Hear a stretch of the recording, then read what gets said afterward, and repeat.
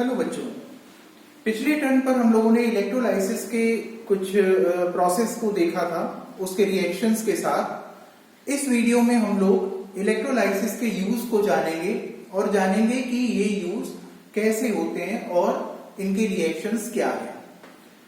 तो पहला यूज है इलेक्ट्रोप्लेटिंग। इलेक्ट्रोप्लेटिंग का मतलब होता है कि किसी मेटल के ऑब्जेक्ट पर किसी और मेटल की कोटिंग को प्लेस करना, या कह सकते हैं कि कोई मेटल है उस पर कोई और मेटल को हम पॉलिश करें। जैसे हम लोग सुनते हैं कि किसी गहने पर या किसी ऑर्नामेंट पर सोने का पानी चढ़वाना है या चांदी का पानी चढ़वाना है, तो दैट पानी चढ़वाना is nothing but it is electroplating. तो इस प्रोसेस में हम किसी मेटल के ऑब्जेक्ट को लेते हैं और उस पर किसी और मेटल की कोटिंग को प्लेस करते हैं। दूसरा और तीसरा जो यूज है वो है इलेक्ट्रो रिफाइनिंग और इलेक्ट्रोमेटलर्जी, जिसको हम आगे के चैप्टर्स में मेटलर्जी में डिस्कस करेंगे। तो इलेक्ट्रोप्लेटिंग को अभी देखते हैं। इलेक्ट्रोप्लेटिंग विद सिल्वर की इलेक्ट्रोप्लेटिंग के बारे में जान रहे हैं। इसमें समझ लें कि एनोड हमें बनाना है प्योर सिल्वर का, और कैथोड उस चीज को बनाना है जिस पर कि हमें सिल्वर की कोटिंग देनी है, means article to be electroplated. अब इलेक्ट्रोलाइट में हमारे पास दो इलेक्ट्रोलाइट हो सकते हैं अगर सिल्वर की इलेक्ट्रोप्लेटिंग कर रहे हैं। तो सिल्वर की इलेक्ट्रोप्लेटिंग करने के लिए दो सबसे अच्छे इलेक्ट्रोलाइट हैं, सोडियम अर्जेंटोसाइनाइड और पोटेशियम अर्जेंटोसाइनाइड। सोडियम अर्जेंटोसाइनाइड का फार्मूला है NaAgCl2। ये स्क्वायर ब्रैकेट जो आप देख रहे हैं, इसके लगे होने का मतलब है कि ये एक सिल्वर का कॉम्प्लेक्स साल्ट है। अब पहले इलेक्ट्रोलाइटिक रिएक्शंस को देख लेते हैं, जैसा कि हम लोग पहले भी देखते आए हैं। तो सोडियम अर्जेंटोसाइनाइड को जब हम इलेक्ट्रोलाइसिस में ले जा रहे हैं तो ये अपने कंपोनेंट्स में स्प्लिट हो रहा है। सोडियम अर्जेंटोसाइनाइड बना रहा है sodium ion, silver ion and 2 cyanide ions. इसी तरह से चूंकि सॉल्यूशन एक्वस है तो वाटर भी होगा। वाटर की इलेक्ट्रोलाइसिस होने पर हमें हाइड्रोजन आयन और हाइड्रोक्सिल आयन ऑब्टेन हो रहे हैं। अब हमारे पास कैटायंस हैं, सोडियम कैटायन, सिल्वर कैटायन और हाइड्रोजन कैटायन।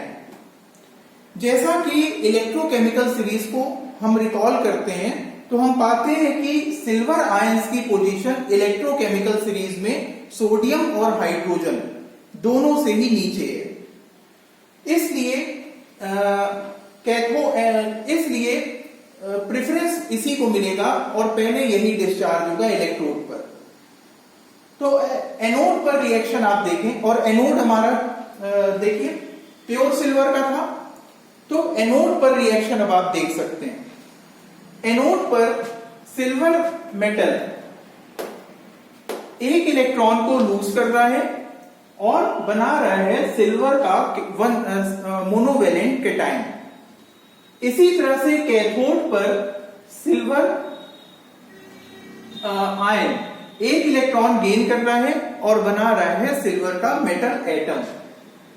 अब यहां पर कैथोड जो होगा हमारा, वो चूंकि हमारे पास वो चीज है, वो ऑब्जेक्ट है जिस पर हमें इलेक्ट्रोप्लेटिंग करनी थी, तो आप देख सकते हैं कि कैथोड पर सिल्वर इकट्ठा होने लग रहा है, सिल्वर का डिपोजिशन हो रहा है।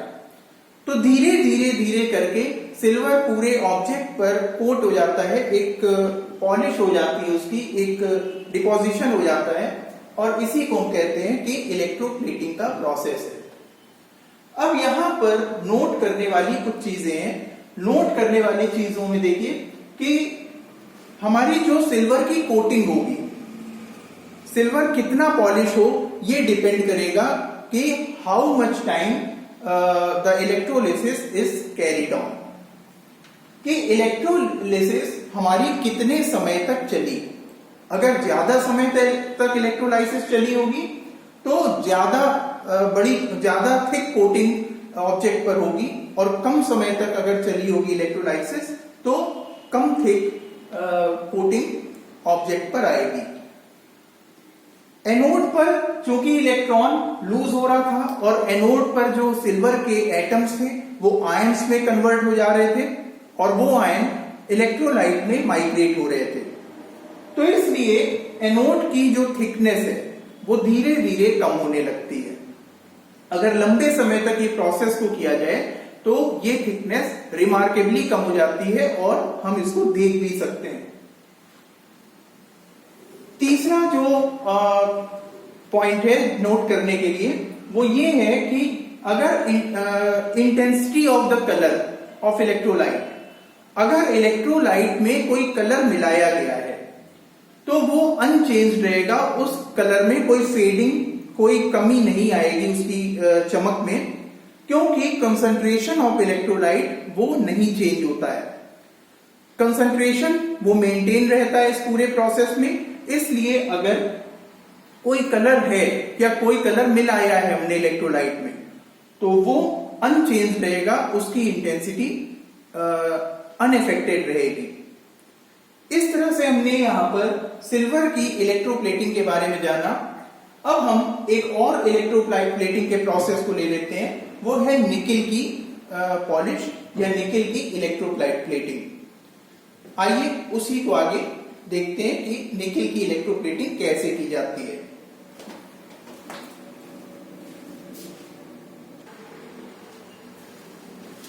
बच्चों, निकिल की इलेक्ट्रोप्लेटिंग को जानने से पहले एक और चीज को ध्यान में कर लें कि यहां पर हम सिल्वर या पोटेशियम का अर्जेंटो साइनाइड साल्ट लेने की जगह सिल्वर नाइट्रेट को क्यों नहीं ले रहे हैं, क्योंकि सिल्वर नाइट्रेट में भी सिल्वर है। तो सिल्वर नाइट्रेट को इसलिए नहीं लिया जाता क्योंकि इसका डिसोसिएशन बहुत फास्ट होता है और हमें ये प्रोसेस धीमे कराना है। अगर फास्ट ढंग से ये प्रोसेस कराएंगे तो हमारी जो पॉलिशिंग होगी या जो हमारी इलेक्ट्रोप्लेटिंग होगी या कह लीजिए ऑब्जेक्ट पर जो हमारा सिल्वर की कोटिंग आएगी वो अनइवन होगी और कहीं ज्यादा हो जाएगी, कहीं कम हो जाएगी। तो इसलिए हम सोडियम अर्जेंटो साइनाइड या पोटेशियम अर्जेंटो साइनाइड का यूज करते हैं, क्योंकि ये बहुत धीमे धीमे डिकम्पोज होते हैं, डिसोसिएट होते हैं और हमारी जो इलेक्ट्रोलाइसिस का प्रोसेस है वो बड़ा इवन चलता है। जो हमारी कोटिंग है ऑब्जेक्ट पर सिल्वर की वो बड़ा इवन आती है। सिल्वर नाइट्रेट का इस्तेमाल इस इलेक्ट्रोलाइसिस में इसीलिए नहीं किया जाता। आइए अब निकिल की इलेक्ट्रोप्लेटिंग के बारे में समझते हैं।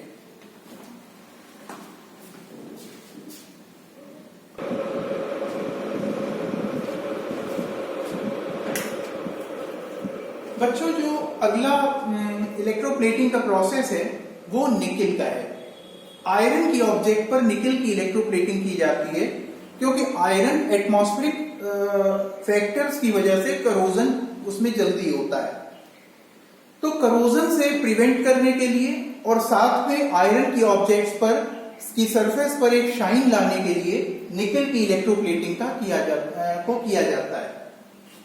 अब यहां पर हमारा जो एनोड होगा वो सिल्वर की तरह प्योर निकिल का हम कोई ब्लॉक ले लेंगे, निकिल मेटल का कोई पीस होता है उसको ले लेंगे और कैथोड पर वो आर्टिकल हम देंगे, वो सामान हम देंगे जिस पर की निकिल की इलेक्ट्रोप्लेटिंग करना है। इलेक्ट्रोलाइट हमारा जो होगा वो निकिल सल्फेट का एक्वस सॉल्यूशन होगा। मींस निकिल सल्फेट के साल्ट को हम वाटर में डिसॉल्व करेंगे और जो सॉल्यूशन बनेगा वही हमारा इलेक्ट्रोलाइट होगा। अब रिएक्शन आप देखें, जैसे ही हमने इलेक्ट्रोलाइट में इलेक्ट्रोलिटिक सेल में इलेक्ट्रिसिटी की सप्लाई दी, निकिल सल्फेट अपने कंपोनेंट्स में ब्रेक हो गया, निकिल आयन और सल्फेट आयन में। वाटर भी इसी तरह से अपने कंपोनेंट्स में ब्रेक होगा, हाइड्रोजन आयन और हाइड्रोक्सिल आयन प्रोड्यूस करेगा। एनोड पर देखिए, आप यहां पर देख सकते हैं कि निकिल का मेटल एटम, चूंकि एनोड हमारा प्योर निकिल था, तो वहां पर निकिल के एटम्स होंगे जो कि दो इलेक्ट्रॉन्स को लूज कर रहे हैं और निकिल का कैटायन बना रहे हैं। इसी तरह से ये निकिल के कैटायन कैथोड की ओर जाना शुरू हो जाएंगे और वहां से 2 इलेक्ट्रॉन गेन करके निकेल का मेटल एटम वापस बनाएंगे और ये मेटल एटम धीरे धीरे करके ऑब्जेक्ट की सरफेस पर डिपॉजिट होने लगेगा। इस तरह से निकेल की इलेक्ट्रोप्लेटिंग होती है और सल्फेट आयन और हाइड्रोक्सिल आयन जो कि हमारे सॉल्यूशन में बन रहे थे, आप यहां देख सकते हैं सल्फेट आयन और हाइड्रोक्सिल आयन, ये एज इट इज यहां पर बने रहेंगे सॉल्यूशन में और ये एनोड की तरफ जाएंगे तो, लेकिन वहां डिस्चार्ज नहीं होंगे और ये सॉल्यूशन में बने रहेंगे। तो इस तरह से हमने यहाँ पर निकेल की इलेक्ट्रोप्लेटिंग को देखा, सिल्वर की इलेक्ट्रोप्लेटिंग को देखा और इस चैप्टर में बहुत सारी इंफॉर्मेशन इकट्ठी की है। उस इंफॉर्मेशन को इस्तेमाल करते हुए नेक्स्ट वीडियो में हम लोग कुछ क्वेश्चन आंसर्स को सॉल्व करेंगे और समझेंगे कि अपनी इस एक्वायर्ड नॉलेज का इस्तेमाल क्वेश्चन आंसर करते समय हमें कैसे करना चाहिए। तो इस तरह से यहां पर इलेक्ट्रोलाइसिस का ये चैप्टर जो केमिस्ट्री का लेसन 6 है हमारा, वो कंक्लूड होता है और बस अब एक ही चीज बचती है कि इसके क्वेश्चन आंसर्स थोड़े देख लिए जाएं ताकि अपनी नॉलेज को हम प्रैक्टिकल फॉर्म में उतार सकें। Thank you.